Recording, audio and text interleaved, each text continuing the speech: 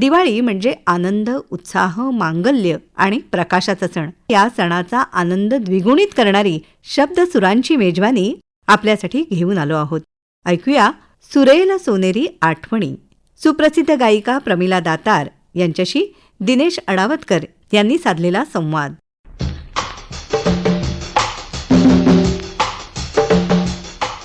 रसिको नमस्कार. गाणं गुणगुणतो तो माणूस, अशी कविवर्य मंगेश पाडगावकरांनी माणसाची व्याख्या केलेली आहे. कारण गाणं हा मनुष्याचा एक सहज सुंदर असा उद्गार आहे. गाणं गुणगुणत इतरांनाही ते गुणगुणायला लावणाऱ्या कलावतीला आपण काय म्हणाल श्रोत्यो? उत्तर अगदी सोपं आहे. या कलावतीचं नाव आहे प्रमिला दातार. नमस्कार प्रमिलाताई. नमस्कार दिनेश. प्रमिलाताई गायिका म्हणून आपल्याला परिचित आहेतच, पण वाद्यवृंदाच्या पहिल्या संचालिका, निवेदिका आणि संगीतकार म्हणूनही त्यांची ख्याती आहे. तर प्रमिलाताई, आपलं मनपूर्वक स्वागत. धन्यवाद. सगळ्या रसिकांना नमस्कार, आकाशवाणीच्या श्रोत्यांना. आणि मला आज इतका आनंद होतोय की मी कितीतरी वर्षाने आकाशवाणीवर परत येते आणि ती संधी मला तुम्ही आणून दिलीत. दिवाळी म्हणजे काय? आनंदाचा, जल्लोषाचा, धूमधडाक्याचा आपला समारंभ असतो. अगदी छोट्या झोपडीपासून तो महालापर्यंत सगळेजण आपापल्या वृत्तीप्रमाणे आपापल्या ह्याच्याप्रमाणे आनंद साजरा करतात. असा हा दिवाळीचा सण. आणि हा क्षण माझ्याकरता खूप महत्त्वाचा आहे. तेव्हा आपण त्याच्याच एखाद्या छोट्याशा गाणं गुणगुणून त्याचं स्वागत करूया दिवाळीच्या सणाचं. हो.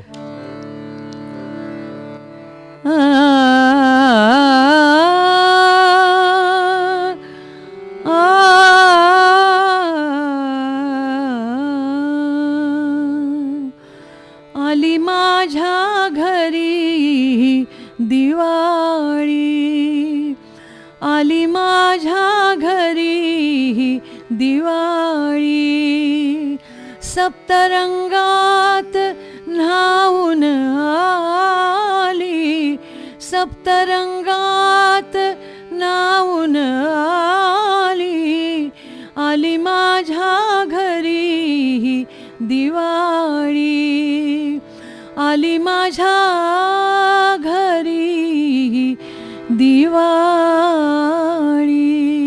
वाह, क्या बात आहे.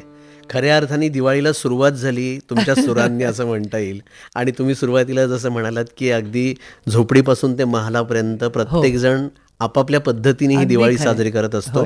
पण सगळ्यामध्ये एक सामान्य गोष्ट कुठली असेल तर ती म्हणजे संगीत. कारण हे संगीत प्रत्येकाच्या हृदयाला भावणारं असं संगीत आहे आणि ते विश्वव्यापी आहे. म्हणूनच तुम्ही गुणगुणायला केव्हापासून लागलात? पण मला वाटतं मी 6 वर्षाची असल्यापासून 77 वर्ष झाली. पण म्हणजे मग तुमचं वय काय हा पण एक प्रश्न खरं तर विचारू नये. हा प्रश्न हरकत नाही. आता मला गर्व वाटतो माझं वय सांगण्यामध्ये. माझं वय 83 आहे आणि 2 महिन्यानंतर तेच 85 मध्ये पदार्पण करणार. पण घरामध्ये तसं संगीताचं वातावरण म्हणाल तसं नव्हतं. आई गुणगुणायची स्वयंपाक करताना, ते ऐकायला छान वाटायचं. त्यातून आवड निर्माण झाली असेल कदाचित. तर मी लहानपणापासून जे गाणं ऐकायचं तसं म्हणायचं. बेबी म्हणायचे मला लहानपणी. तर बेबी गाणं म्हणायच्या आत बेबीचं गाणं सुरू व्हायचं. जे काय असेल ते, म्हणजे असं भलतुकडी म्हणायची. काय कधी पण सांगा गाणं म्हणते. तर त्यापासून सुरुवात झाली. मग आमच्या शाळेत मी हिंद विद्यालय हायस्कूल म्हणून गिरगावात शाळा होती. ते माझे वडील हेडमास्तर होते. बालपण गिरगावात 16 वर्षापर्यंत. तर तिथे माझे वडील हेडमास्टर पण होते आणि त्या शाळेमध्ये संगीताचे क्लासेस होते. मास्टर नवरंग म्हणून त्यांचे. तर शाळेची वेळ संपली की त्यांचे क्लासेस असायचे. तर त्यामुळे ते जास्त सोपं झालं. कारण त्या काळामध्ये गिरगावातून दादरला पण एकटीला पाठवणं ते झालं नसतं. म्हणजे नसतंच पाठवलं. तिथल्या तिथे असल्यामुळे शाळा कुटुंब व्यवस्था. एक्झॅक्टली, अगदी खरं आहे. तर ती शाळा संपली की क्लास करायचा आणि मग घरी यायचं. घर 5 मिनिटाच्या चालायच्या अंतरावर होतं. त्यामुळे ते सगळं पाया छान झाला क्लासिक शास्त्रीय संगीतामुळे. पण मूळ आवड मला सुगम संगीताची.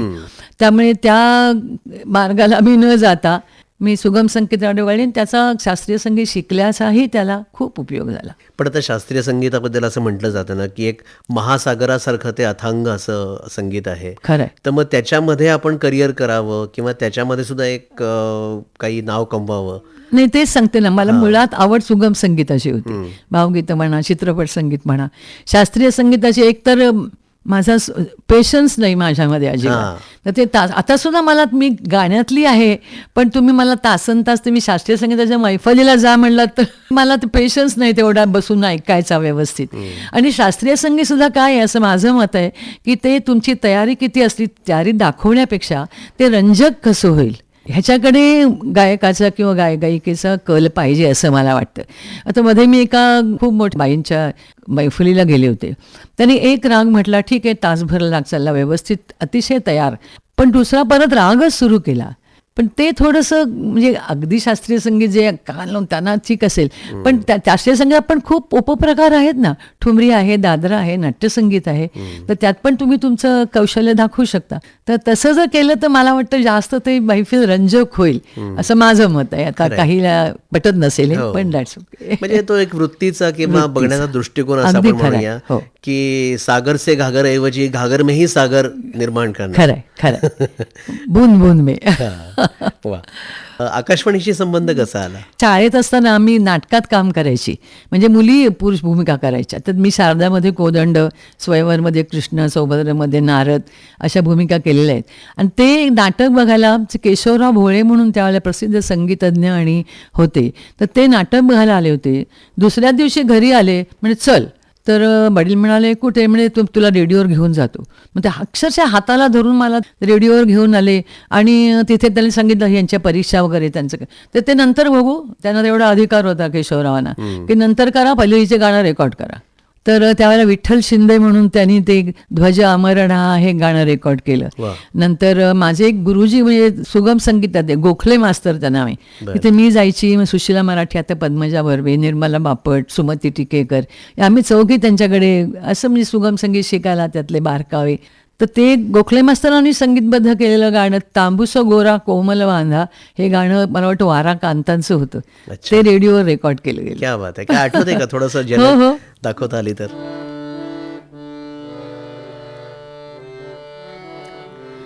तांबूस गोरा कोमल बांधा, तांबूस गोरा कोमल बांधा, पुष्पकाय उमले कमलाचे, पुष्पकाय उमले कमलाचे, स्नेहशीलते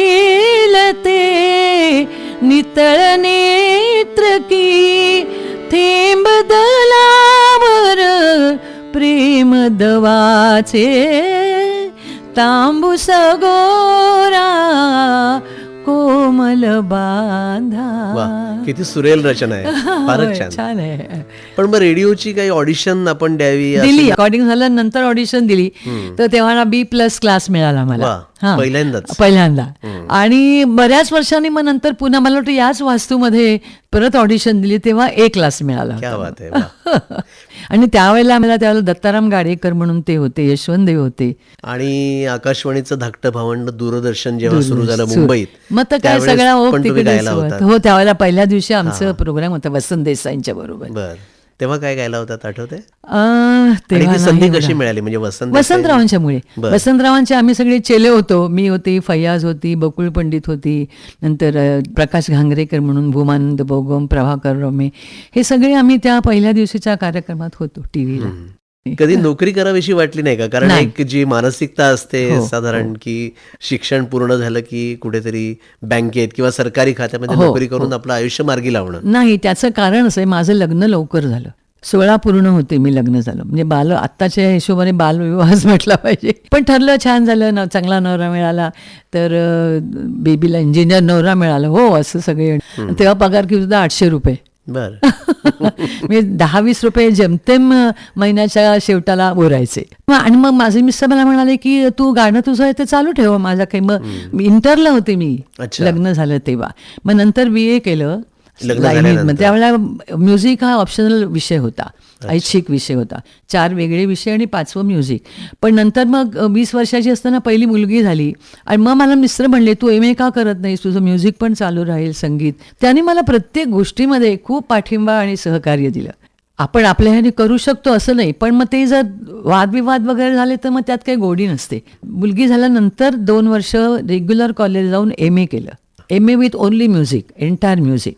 तर त्यावेळेला आम्हाला त्या रजनीकांत देसाई म्हणून प्रोफेसर होते SNDTला. बरं. असं MA झालं. स्त्री कलाकाराच्या आयुष्यामध्ये लग्न हा जो टप्पा आहे तो एक निर्णायक वळण म्हणता येईल. खरंय. पण तुमच्या आयुष्यात तेही वळण सुरेलच निघालं. सुरेल निघालं आणि जे तुम्हाला पहिलं पाठिंबा चालू होतं मिळाला. ते सरळ पुढे चालू वा, राहिलं. वा, वा. आणि मग सुनहरी यादे हा जो तुमचा अगदी गाजलेला होय, रेकॉर्ड ब्रेक होय. कार्यक्रम म्हणता हो, येईल, हो. त्याची सुरुवात साधारण कधी झाली? सुरुवाती मी पहिला प्रयोग 1975 साली केला गुढीपाडव्याला. की मला त्यावेळेला नाटकात काम करायची ऑफर आली होती. म्हणजे प्रभाकर पणशीकर, राजाराम शिंदे नाट्य मंडळ, तर तुम्ही कराल का? तर मी म्हणजे असं सहज मिस्टरना विचारलं की बाबा मी करू का नाटकात काम. त्यांनी नकार नाही दिला. तुला करायचं तर कर, पण तू स्वतःचं काही तर केलंस तर मला जास्त आवडेल वा. असं ते म्हणले. तर त्याच्या आधी मी छोटे मोठे प्रोग्राम करायची. 2 म्युझिशियन्स, एक तबलजी, एक साईड रिदमवाला, असे गणपती उत्सवात वगैरे हाऊस म्हणून करायची. तर ते आता हे प्रोफेशनल सगळं करायचं म्हणजे अकोल्याला शो होता आमचा, माझा असा एकटीचा. तर माझ्याकडे हिंदी गाण्यांचा साठा पण नव्हता, लिहिलेली पण नव्हती. ती आठवण सांगते की इंटरव्हल नंतर लोक अस्वस्थ झाले, आमको हिंदी गाणं होना. हिंदी गाणं होणं किंवा जवळ गाणं लिहिलेलं नाही, म्युझिशियन्स नाही तेवढे, ऑर्केस्ट्रा नाही. तर निरुपमा प्रभू म्हणून एक गायिका होती, ती पण अशी दौऱ्यावर होती. तिच्याकडे काही वही, तिथली गाणी मी उतरवून घेतली तिथे आणि मग ती हिंदी गाणी काही, पण त्यात मजा नाही आली कारण पूर्ण वाद्यवृंद असल्याशिवाय. तर म्हणून मग ते ठरवलं की आपण असा कार्यक्रम करायचा हिंदी गाण्यांचा. वा. आणि मग नाव काय द्यायचं? तर ती जुनी गाणी लोकांना अजूनही जास्त ऐकायला आवडतात नवीन गाण्यांपेक्षा. एक पत्रकार होते अशोक जैन, तर त्यांनी ते माझ्या दिराचे चांगले मित्र होते, तिच्याकडे बसलेले असताना त्यांनी मला नाव सुचवलं की तुम्ही सुनहरी यादे नाव द्या. मला सगळ्यांना आवडलं आणि ते जरा काहीतरी हटके म्हणजे वेगळ्या प्रकारचं होतं. अमुक ऑर्केस्ट्रा तमुक ऑर्केस्ट्रापेक्षा हे नाव जास्त चांगलं होतं म्हणून ते नाव पडलं आणि मग सुरू केले प्रोग्राम. प्रमिला ताई, हा सुनहरी यादे म्हणजे खरोखर एक सुवर्णमयी आठवणींचा ठेवा तुमच्या सोबत आहे. किती कार्यक्रम झाले असतील? 4000च्या आसपास. बापरे. आणि आणि आता 3 वर्षापूर्वी परत एकदा म्हणजे आता बघूया आपल्याला जमतंय का इतक्या वर्षांनी म्हणून 2000 साली मी कार्यक्रम बंद केले आणि आता 23 साली गुढीपाडव्याला परत एक कार्यक्रम केला होता. क्या बात आहे. तो पण लोकांना म्हणजे आवडला. असे एकंदर त्यांच्या प्रयोग क्रमांक 4001. क्या बात आहे. पण मला एक सांगा की ह्या कार्यक्रमाचं स्वरूप साधारण कसं असायचं? स्वरूप असं की गाणी मुख्य, म्युझिशियन लोकांना थोडी विश्रांती मिळावी म्हणून मध्ये मिमिक्री आयटम एक 10 मिनिटाचा आणि डान्सर.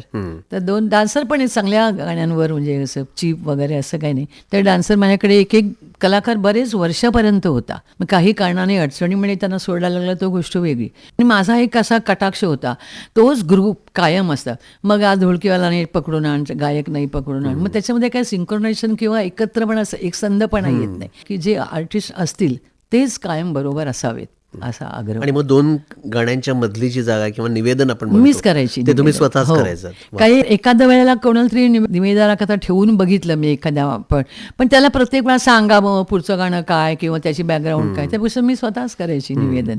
किंवा त्याच्यातली जी एक उत्स्फूर्तता, ताजेपणा Exact. जो आहे उत्स्फूर्तता. तो तुम्हाला आणणं सोपं व्हायचं. आणणं सोपं होतं. पण हे सगळं तुम्ही कसं म्हणजे ठरवलं की त्याच्यामध्ये नृत्य मुख्य असावं? सांगू का, माझा स्वभाव थोडासा डॉमिनेटिंग इन द सेन्स की मी म्हणेन तेच व्हायला पाहिजे आणि ते इथे सगळं जमायचं कारण मी बॉस होते. कुणाच्या अंडर किंवा कुणाच्या हाताखाली काम करायचं हे माझ्या म्हणजे मला ते स्वभावात नाही किंवा ते जास्त पडत. आता अर्थात श्री रामचंद्र अण्णाजी, वसंत देसाई यांच्याबरोबर पण खूप शो केले, रेकॉर्डिंग्स केली, पण ते खूप मोठे कलाकार, त्यांच्याबरोबर राहायला आमचं भाग्य होतं. तर ते वेगळं. पण एक माझा कार्यक्रम म्हटल्यावर मी जे सांगेन तसंच व्हायला पाहिजे. मी सांगेन त्यावेळी निघायचं त्यावेळेला. पण ते लोकांना आता म्युझिशियनना माहीत झालं. शिस्त हा प्रचंड माझ्या अंगात भिनलेली आहे. म्हणजे माझे वडील हेडमास्तर होते शाळेत, त्यामुळे शिस्त, स्वच्छता हे बाळकडू लहानपणापासून मिळाले. म्हणजे हे संस्कार कुठेतरी उपयोगी पडले तुम्हाला? नक्कीच पुढे? नक्कीच. आणि कुठे कुठे कार्यक्रम झाले तुमचे? म्हणजे 4000च्या वर कार्यक्रम? महाराष्ट्रात तर सगळ्या म्हणजे बारीक सारीक गाव, ज्या गावांची नावं पण तुम्ही, दुसर बीड म्हणून, नंतर अक्कलकुवान, अशा म्हणजे अशी तुम्ही नावंही ऐकली नसतील गाण्यांची, जळगाव, जामोद, अशा ठिकाणी माझे कार्यक्रम म्हणजे लोकांनी. आणि काय होतं, एक काय ठराविक एरियातला ठराविक ठरलेला असायचा आयोजक, आणि तो एक कार्यक्रम 4-5 लावायचा. आज जळगाव जामोदला, उद्या दुसर बीडला, परवा नांदेड, म्हणजे थोड्या अंतरावर तो एक दौरा मालिका लावायचा, व्हायची एक कार्यक्रमाची. मालिका व्हायची. किंवा मुंबई नागपूरला जरी शो असेल तरी मग नाशिक, मनमाड, अकोला असे 3-4 वेगवेगळे आयोजक असतील, त्यांना कळवायचं की असं नागपूरला आहे, तर मग जाताना 3-4, येताना 3-4, अशी मग ती एक टूर होऊन जायची, दौरा ठरायचा. त्या दृष्टीने ते सोयीस्कर झालं होतं. आणि मग हे वेगवेगळ्या भागात जे तुमचे कार्यक्रम व्हायचे, तर त्या ठिकाणचे प्रेक्षक, त्यांच्या मागण्या किंवा त्यांच्या अपेक्षा ह्या पण वेगवेगळ्या असतील, तर मग तुम्ही ते कसं कार्यक्रम? नाही, ते काय, मला असं वाटतं की तो एक सेन्स असतो, तो जात्या उपजत असावा मला, की साधारण 1-2 गाणी झाली की आता आजच्या प्रेक्षकांचा मूड काय आहे किंवा त्याला काय प्रकारची गाणी हवेत किंवा, तर ते कळायचं. तो सेन्स कुठला मला माहिती आहे, पण तो होता. आणि कार्यक्रम रटाळ कसा होणार नाही. नाही तर आपली स्लो गाणी 4-5 झाले, 2 स्लो गाणी झाली की एक तडकाफडकी असं गाणं लावून टाकायचे लोक, पुन्हा जागे झाले पाहिजे, म्हणजे ऐकत राहिले पाहिजेत कायम, की आता नको बाबा कंटाळा आला, असं नाही होता कमा. ते एक कटाक्ष होता. आणि किती कलाकार साधारण असायचे तुमचे? एक 6 म्युझिशियन, 6 किंवा 8 म्युझिशियन, 3 मेल सिंगर्स, पुरुष गायक, मी, मुलगी माझी, बाकी स्त्री गायिका ठेवली नव्हती, एक डान्सर, मिमिक्री आर्टिस्ट, 3 हेल्पर्स. दर पाडव्याला मी सेटिंग बदलायची क्या बात आहे. स्टेजवरचं. याची आठवण म्हणजे अजून तो फोटो लोकांच्या लक्षात आहे की मी पेटी घेऊन उभी आहे, मध्ये मागे अशी मोठी रेकॉर्ड आहे, मी रेकॉर्ड सदृश उभं केलं होतं. खूप लोखंडाची मोठी गोल असा होता, आणि आम्ही काय करायचो, समोरून त्याच्यावर सायक्लोरामा टाकायचो, म्हणजे गाणं सुरू की रेकॉर्ड फिरते असं लोकांना वाटायचं. तर ते सगळं सेटिंग करणारे ती करणं, ड्रायव्हर, हेल्पर. त्या सेटची गंमत सांगते, मंदसौर म्हणून गाव आहे मध्य प्रदेशमध्ये, तर तिथे तो शो होता, आणि असं लोकांना सगळं नवीनच होतं, हे काय झालं, हे काय. तर ते शो झाला आणि 2-3 लोक तावातावानी माझ्याशी भांडायला आले की म्हणत, काय तुम्ही मागे रेकॉर्ड फिरवता आणि पुढे नुसतं तोंड हलवता, काय म्हणे, काय गाणी गातात.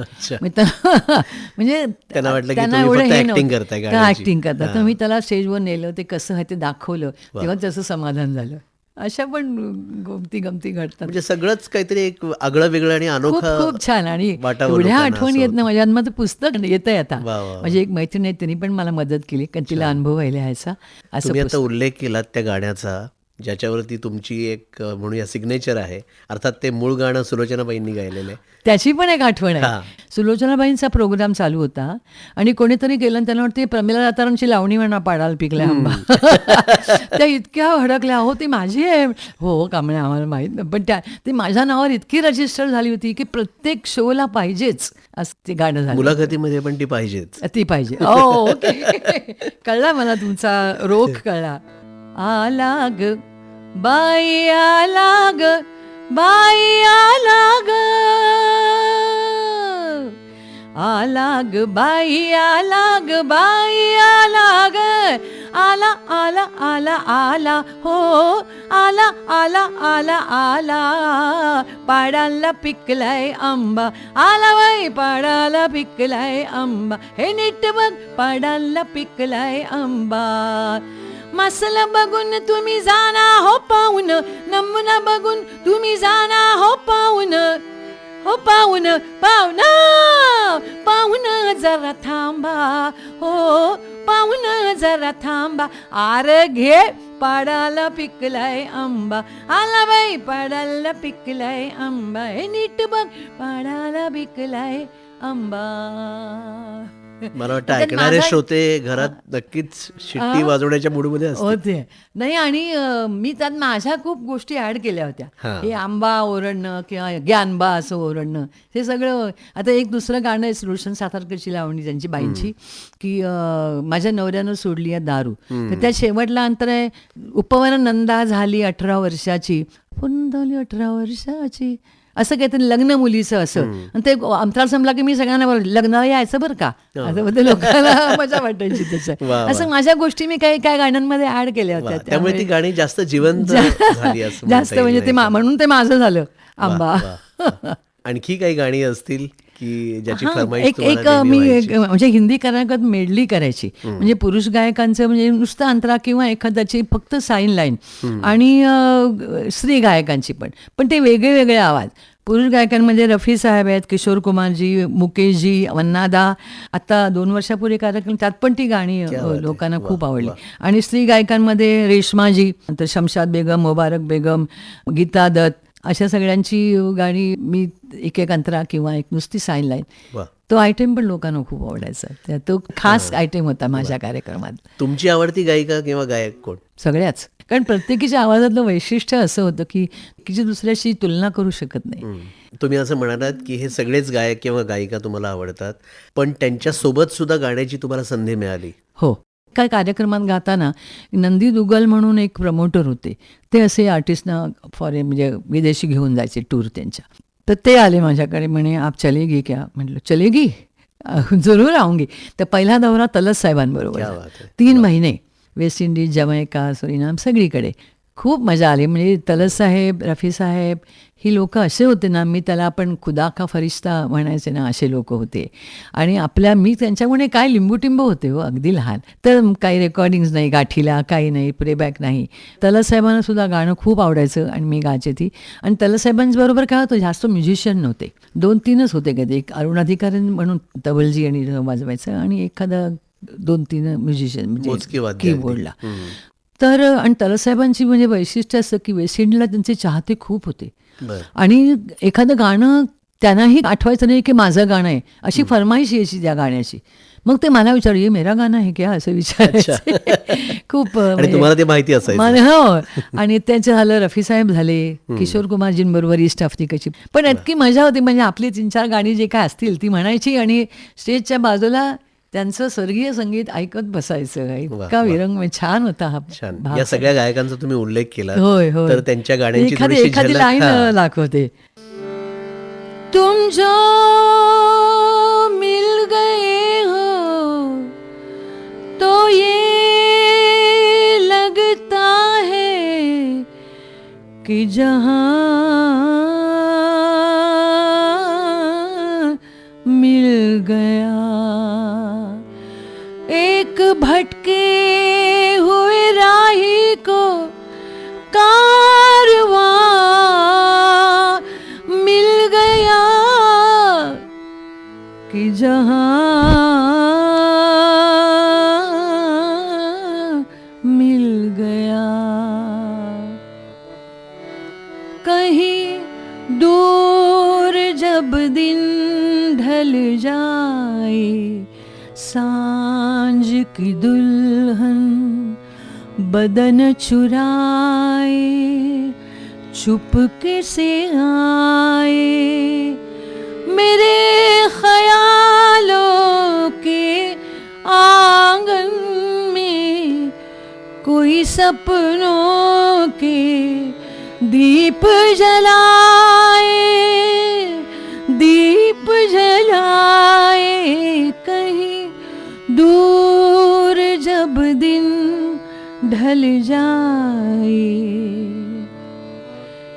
ऐ मेरे प्यारे वतन, ऐ मेरे बिछड़े चमन, तुझ पे दिल कुर्बान, तू ही मेरी आरज़ू, तू ही मेरी आबरू, तू ही मेरी जान. ऐ मेरे प्यारे वतन, ऐ मेरे बिछड़े चमन, तुझ पे दिल कुर्बान.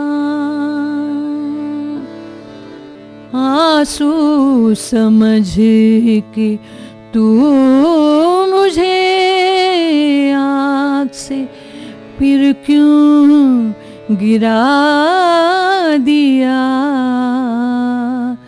मोती किसी के प्यार का मिट्टी में क्यों मिला दिया. आंसू समझ के तू मुझे.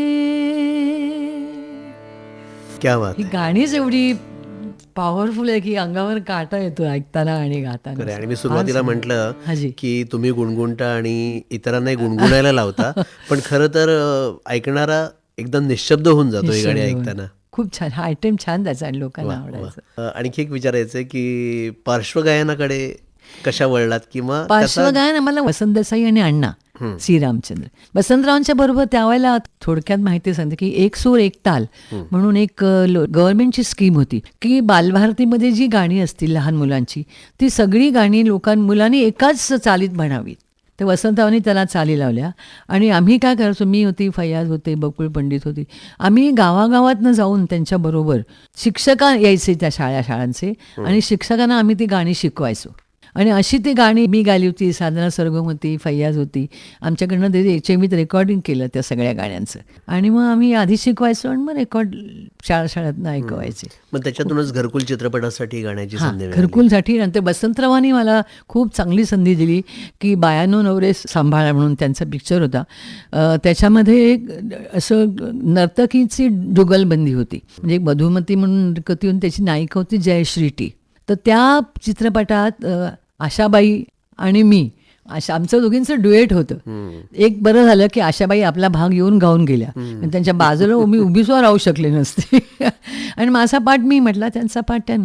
आणि त्या गाण्याला मला त्यातल्या गायनाकरता सुरसिंगार संसद म्हणून एक संस्था होती, त्याचं मिया तानसेन अवॉर्ड त्यांनी मला दिलं होतं त्या गाण्याकरता. म्हणजे सेमी क्लासिकल असं ते शास्त्रीय संगीतावर आधारित. आणि मुख्य आपल्या दैवतासोबत गाण्याची संधी मिळणं हा मोठा अगदी पुरस्कार होता. ते मोठं भाग्याचं होतं. अगदी. घरकुल चित्रपटाचा उल्लेख झाला तर हो. ते गाणं अरे तेही बापरे, तुमच्या ते गाणं नावावरच तर लिहिलेलं अगदी गाणं. माझ्या नावावर ते रजिस्टर जाते. मी, अरुण सरनाईक आणि राणी त्यावेळेला लहान होती.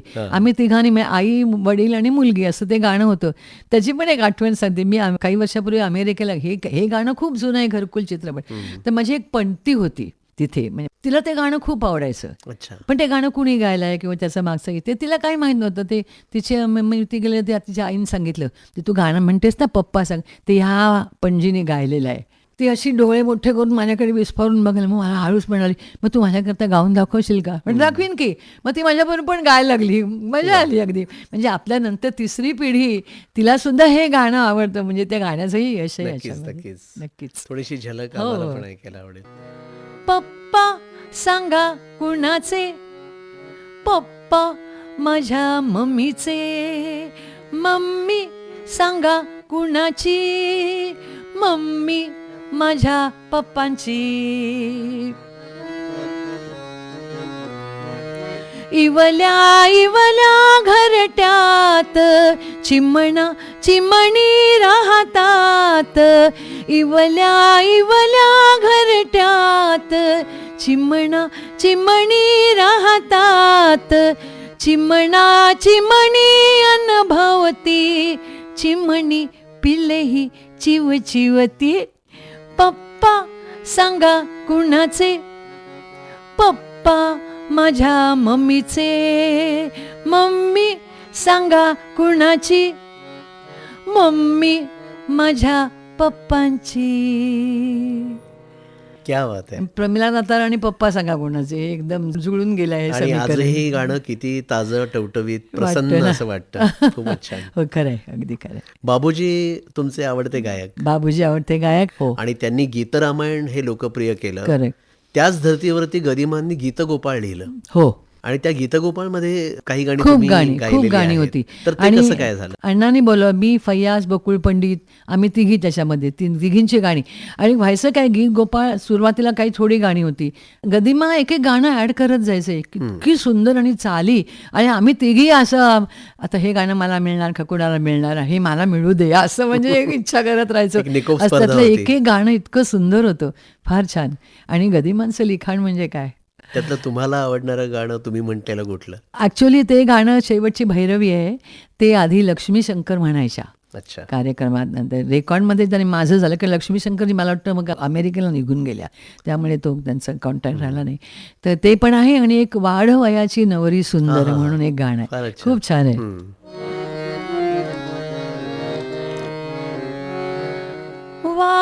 वाढवयाची नवरी सुंदर, वाढवयाची नवरी सुंदर पती चिमुकला श्री दामोदर श्री दामोदर वाढवयाची नवरी सुंदर कधी कदा सहज दुपारी गेले होते यमुना तीरी माथी होता भार धुण्याचा माथी होता भार धुण्याचा कमरेवरती होती घागर कमरेवरती होती घागर पती चिमुकला श्री दामोदर श्री दामोदर वाढवयाची नवरी सुंदर. वा, क्या बात आहे. साधे सोपे शब्द, साधी सोपी चाल आणि खूपच छान सुंदर. असं. म्हणजे- गीत गोपालचे मी स्टेज शो केले 25 हो. जवळजवळ. पण मला असं वाटतं गीतरामायणाच्या वटवृक्षाखाली ते कदंबाचं झाड फारसं थोडस बहरू शकलं नाही असं खुरटल्यासारखं म्हणता झालं आणि येईल. छोटस झुडूप राहिलं पण ते. ती गाणी तितकीच सुंदर आहेत आणि खूप अजरामर छान. आहेत. हो.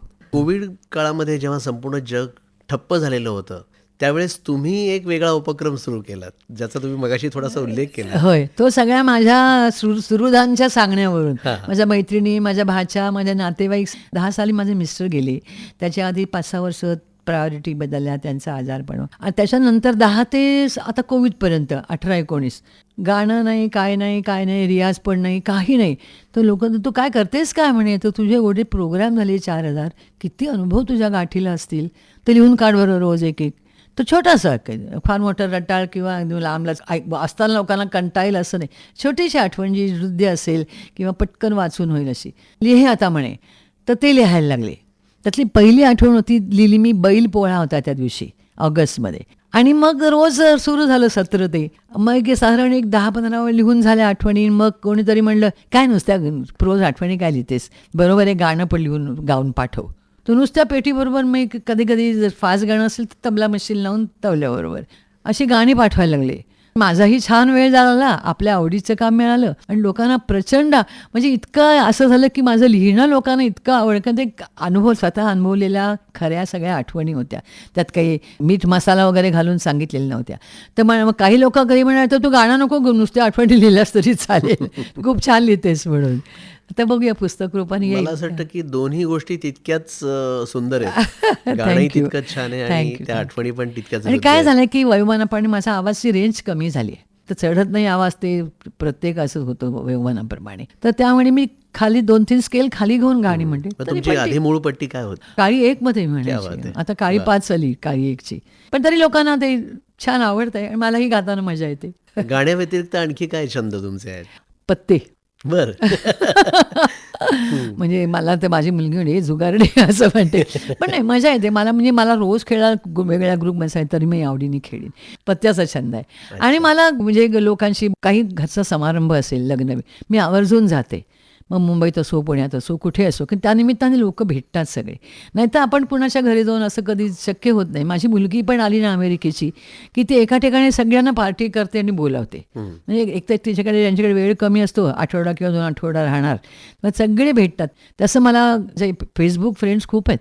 म्हणजे मी रोज व्हॉट्सअपवर पाठवते सगळ्यांजवळ, 300-350 लोकांना रोज पाठवते. म्हणजे बदलत्या काळाशी पण तुम्ही हे छान मला, जुळवून हे घेतलेलं आहे. पण मला आवड आहे. वा. आणि ना सांगू तुम्हाला, आता हे 83-84 वगैरे लोकांना म्हटलं म्हणून मला नुसतं, मला असं वाटतच नाही की मी आता म्हातारी झाले म्हणून, किंवा काय बाई बघितली 70ची, अरे बापरे ही 70ची आहे, मी तर 83, म्हणजे किती म्हातारं दिसायला पाहिजे. पण नाही, एक तुमची मनाची एक उभारी असते किंवा मनाची ठेवण असते, त्याच्यात तुम्ही ते जागा या गोष्टी येत नाहीत. तसं आहे माझं. अगदी खरं. आणि आता या टप्प्यावरती इतकं जग तुम्ही बघितलं, इतके अनुभव घेतले, बरोबर. आणि असंख्य गाणी सुद्धा रसिकांसाठी गायलात. गायले. तर गाण्यांनी तुम्हाला नेमकं काय दिलं, काय सांगाल? एक तर स्वतःची हौस, स्वतःची आवड, पुरी करायचं, स्वतःचा छंद जोपासायचा, हे शक्य झालं गाण्यामुळे. आणि बाकीच्या पण बऱ्याच कला आहेत की वाचन आहे, लिखाण आहे, त्यात पण प्रत्येकात माणूस आपल्या आवडीने गुंतलेला असतो. तर ते सगळं मला या गाण्याने दिलं. नवीन मित्रमंडळी मिळाली या गाण्यामुळेच. आणि माझं गाणं ह्या माझ्या कामामुळे बऱ्याच ठिकाणी पोहोचलं. किंवा तुमच्या म्हणजे असे लोक म्हणजे त्यांना आम्हाला पण पाठवायला सांग ना, असं, किंवा पाठवू का माझ्या ग्रुपला, परवानगी विचार. म्हटलं परवानगी विचारायची गरज नाही, बिंदास पाठवून द्या कोणाला. तेवढा माझा चाहता वर्ग वाढेल ना. हा एक दिलखुलासपणा सुद्धा मला वाटतं गाण्यामुळेच तुम्हाला मिळाला असेल. आपण कार्यक्रमाच्या सांगतेकडे येतोय. कुठलं गाणं तुम्हाला सांगतेसाठी आवडेल? त्या गाण्यानेच आपण श्रोत्यांचा निरोप घेऊया, कारण बोलण्यासारखं पण खूप आहे आणि गाणी तर खूप आहेत. हो. कुठेतरी आपल्याला वेळेची मर्यादा आहे, हो, म्हणून हो, फक्त विराम एक ती घेऊया असं. वेगवेगळ्या भाषातली गाणी, त्याची जेवढी झलक ऐकवते मी. आणि मग आपण शेवटल्या गाण्याकडे. पहिलं एक गुजराती गाणं आहे, गुजराती आहे, मग कन्नड आहे, मग तेलुगू आहे, आणि मग गोव्याचो. बरं. असे मी ते छेला रे मारे हट पाटण थी पटोळा मोंघा लावजो, छेला रे मारे हट पाटण थी पटोळा मोंघा लावजो, एमा रोडाजी मुरलिया चित्रावजो, पाटण थी पटोळा मोंघा लावजो.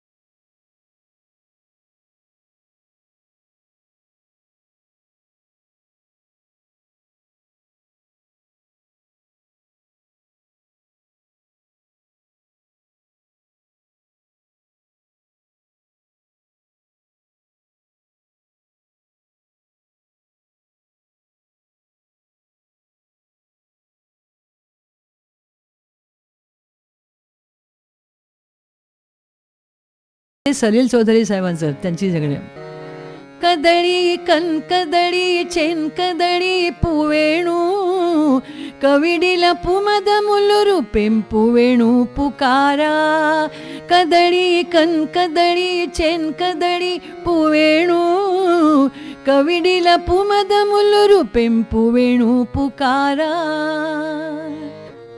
ममे ममे तू सांग ममे, माका इस्कुलाक कित्याक धाडताय तुम्ही, संवसाराचो ओगाळचो नाय, पर कसो वाऱ्यार भोंतो शेजारचो टॉमी. ममे ममे तू सांग ममे, माका इस्कुलाक कित्याक धाडताय तुम्ही, संवसाराचो उगाळचो नाय, पर कसो वाऱ्यार भोंतो शेजारचो टॉमी. वा. आणि दिवाळी हा सण जसा संपूर्ण भारतभर हो, साजरा केला हो, जातो, हो. तसं या भाषा, हो वेगवेगळ्या भाषा, पण संगीताचं जे विश्व आहे हो हो. त्याला कुठेही बंधन नाहीये नाही, भाषेचं. तर मला असं वाटतं की आपल्या असंख्य श्रोत्यांची ही दिवाळी तुमच्या या सुरांमुळे अधिक आनंदाची आणि प्रसन्न नक्कीच होईल अशी त्यात अपेक्षा मला सुद्धा करूया. खूप आनंद आहे. आणि आज तुम्ही बऱ्याच वर्षांनी आकाशवाणीमध्ये आलात, हो हो हो. इतका मनमोकळा संवाद केलात, गाणी ऐकवलीत, त्याबद्दल मी आभार व्यक्त करत नाही, तर पुन्हा या असं सांगतो. नक्की नक्की पुन्हा यायला मला नक्की आवडेल.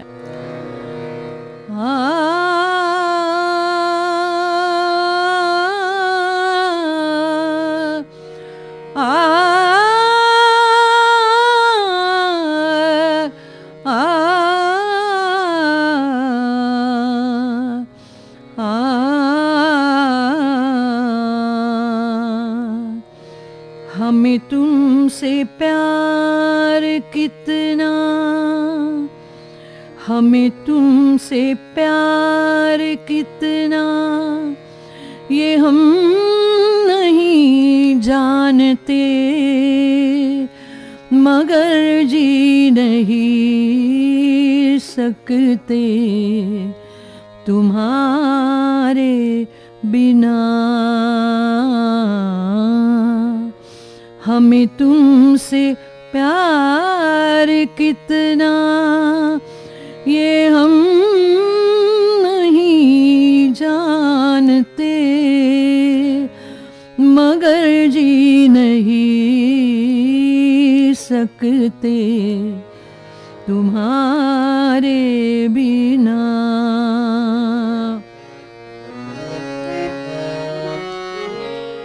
मैं तो सदा थी तुम्हारी दीवानी।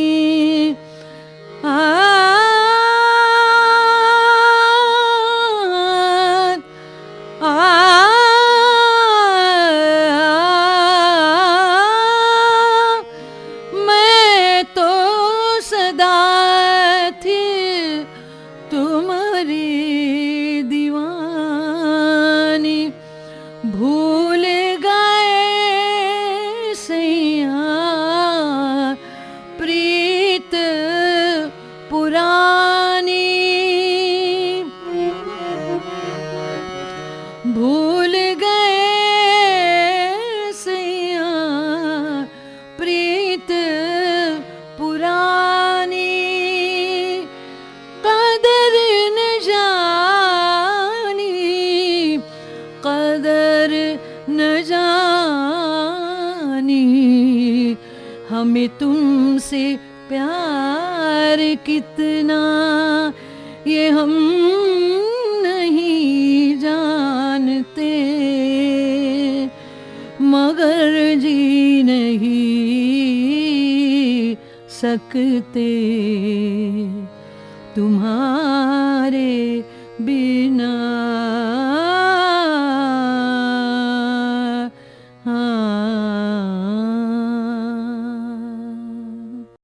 सुरेल सोनेरी आठवणी या आठवणी निश्चितच आपल्या मनात दीर्घकाळ रेंगाळत राहतील.